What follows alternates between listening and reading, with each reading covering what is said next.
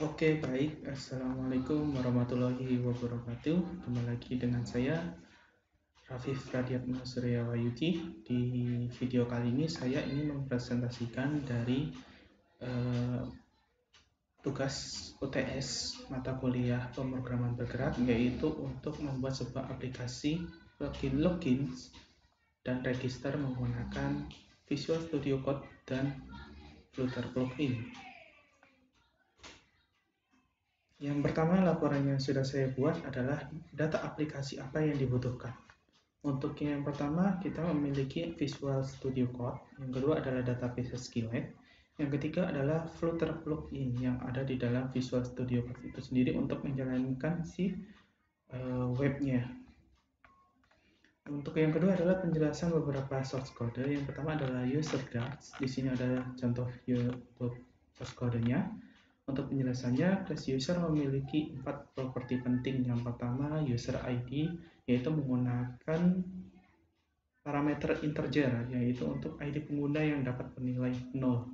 Untuk username sebagai nama pengguna, full name sebagai nama lengkap pengguna, dan password sebagai kata sandi pengguna, itu menggunakan parameter user text. Berikutnya adalah dua metode penting dalam class user. Yang pertama adalah toMap, yaitu untuk mengubah objek user menjadi map string dynamic untuk menyimpan data ke database atau mengirimkannya melalui API. Yang kedua adalah fromMap, yaitu untuk membuat objek user dari map string dynamic untuk mengambil data dari database atau menerima data melalui API. Yang berikutnya adalah homepage start, yaitu di sini contohnya. Untuk struktur yang pertama adalah import library dan file lain, yaitu Flutter Material Darts, itu library untuk pengembangan aplikasi Flutter. Untuk password underscore page darts dan profile page dart, itu file untuk halaman password dan profil. Yang kedua adalah deklarasi class homepage sebagai stateful widgets. Yang ketiga adalah deklarasi class underscore homepage state untuk yang merupakan turunan dari state homepage. Yang kedua adalah properti dan metode, yaitu current/index, yaitu variabel untuk menyimpan indeks halaman ini. Ada password page itu sama dengan password profile page. Yang berikutnya adalah underscore page, yaitu daftar widget yang berisi halaman-halaman password page dan profile page. Yang berikutnya adalah onTimeTyped, yaitu fungsi untuk mengubah indeks halaman saat item navigasi dibuat. Untuk debugnya metode untuk membangun tampilan halaman. Yang berikutnya adalah tampilan, yaitu scaffold untuk widget untuk membuat struktur aplikasi. Fbar yaitu widget untuk membuat pilah judul dengan judul password manager di bagian atas. Yaitu untuk bodinya kita untuk menampilkan halaman yang dipilih berdasarkan underscore current index.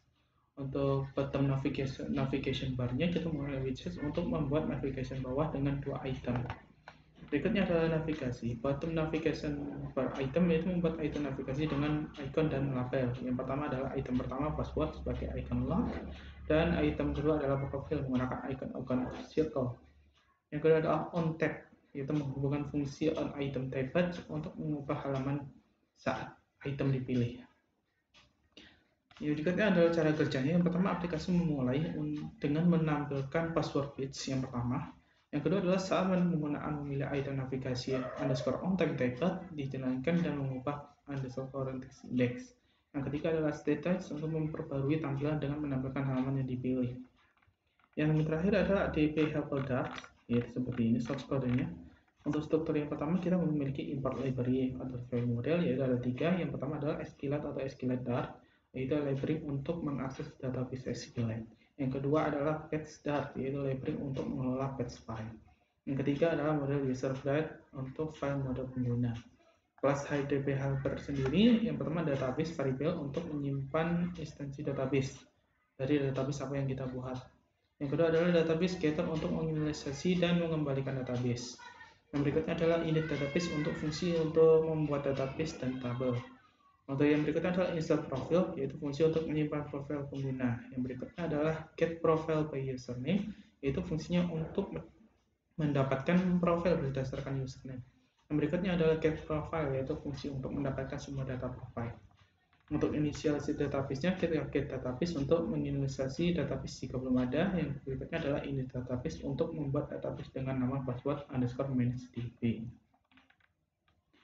Yang ketiga adalah onCreate untuk membuat tabel profile dengan kolom yang pertama ya seperti yang saya bilang tadi, yaitu user ID. Kita menggunakan parameter integer dan tidak lupa menggunakan primary key auto increments.